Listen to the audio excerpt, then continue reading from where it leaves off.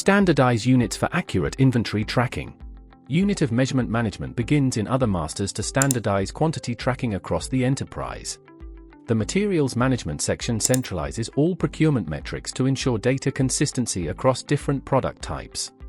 The unit of measurement registry displays existing standards like cubic meter and metric ton for global operations.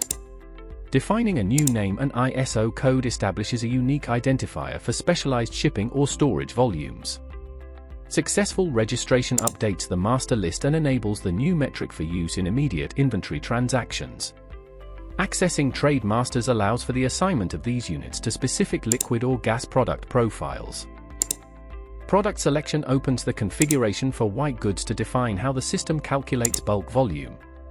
Adjusting the base unit of measurement and unit type determines how quantities are recorded during physical handling.